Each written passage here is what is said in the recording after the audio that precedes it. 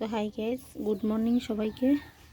তো আজকে সকালবেলা সব কাজ কমপ্লিট, এখন রান্না নিয়ে ব্যস্ত। এখানে দুধ কচুর ডুগা আমি কাটতে নিছি, আর এখানে কাঁচামরিচ, এখানে জল নিয়ে নিছি বালতির মধ্যে, যেহেতু রান্না করুম। আর সকালবেলা এই যে কেরাসিন তেল লাগছে, মানে আগুনটা জ্বালাইতে, এই ডাল রান্না করতে বসাইতে গিয়ে যা অবস্থা, ডালি পুড়িয়া গেছে। আমি একটু মোবাইল কথা নিয়ে একটু ব্যস্ত আছিলাম বাড়িতে।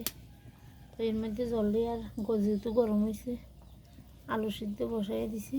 এই যে আলু দিয়ে শুটকি দিয়ে রান্না করুন, এখন সিদ্ধ বসাইছি, আর কিছু ভর্তা করুন।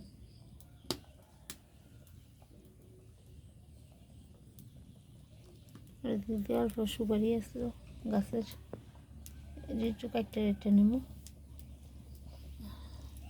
মানে মশলা টশলা আছে, এখানে শুটকি আছে। তো রান্না নিয়ে ব্যস্ত। তো ভাবতেছি এখানে বরকচু আছে, বরকচুর এই গাছটা, বরকচু অ্যাকচুয়ালি কাটতে অসুবিধা হয়, এই কারণে রান্নাটা এমনি আমার কাছে খাইতে খুব ভালো লাগে, কিন্তু কাটতে যে মানে হাত চুলকায় আর কি। কিন্তু দুধ কচু কিন্তু কোনো প্রবলেম হয় না আর কি। তো ভাত আর আলু ভাজি নামিয়ে নিছি, বাকি রান্নাগুলো এখন সারিয়ে নিতেছি। তো টাটা, এতটুকু।